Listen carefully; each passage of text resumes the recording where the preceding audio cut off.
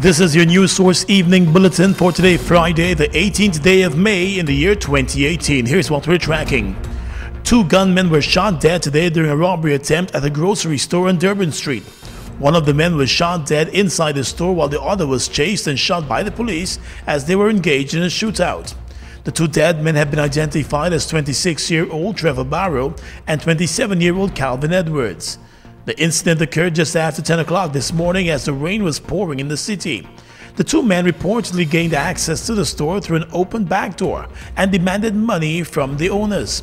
It is suspected that the owner of the business place, who is a licensed firearm holder, may have first engaged the gunmen. A policeman on a motorcycle was close by and his attention was reportedly drawn to the business place as customers were seen running out. He engaged the men in gunfire. One of the men bolted from the scene and was eventually cornered in a house with gunshot injuries as his escape bid failed. He later died. At the grocery store at Guyana and Durban Streets, family members of one of the dead men were left in shock and screamed out in anguish on sight of his body.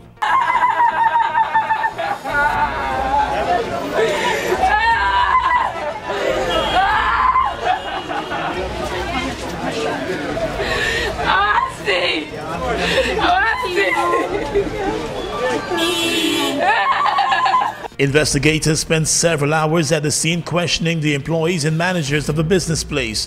Investigators appear convinced that the robbery was not planned and may have been random. Let's tell you now that the Guyana government has disclosed that it is examining options for the establishment of a national oil company here, even as efforts continue to ensure that oil production commences as planned in 2020. Even as Natural Resources Minister Raphael Trotman prepares to hand responsibility for the sector over to the Ministry of the Presidency, he believes setting up a national oil company will be good for Guyana. We believe that we could have a series of modular offshore bases from Berbice through Demerara and into Essequibo so that different regions get a chance of being able to develop along with Demerara. And as has been announced, we are establishing a Department of Energy and we are in the process of finalizing the design for that department. Mr. Trotman made a disclosure today while making a presentation to the Parliamentary Sectoral Committee on Natural Resources. He said the government has received advice on this project, with some of the advice indicating that the project should be pursued, while on the other hand, the government has received advice in the negative. And still with natural resources, the Minister of Natural Resources, Raphael Trotman, also defended the government's move to delay the release of oil blocks given to the Exxon company in its concession offshore Guyana. He told the Parliamentary Sectoral Committee on Natural Resources today that the government decided to keep that concession granted to Exxon in 1999 intact in the interest of national security. We took a decision in 2015 to update the agreement with Exxon. As I said, it was not a renegotiation, it was an update of an agreement. We recognize, 1, the sanctity of the agreement.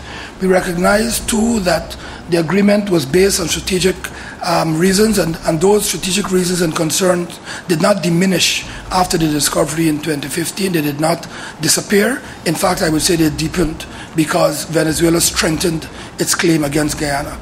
It was important, therefore, that we see everything done in that context. According to Trotman, the threat from neighboring Venezuela to Guyana's oil-rich waters has not diminished, and Exxon has stood up and remained while other companies shied away from going too close to Venezuela.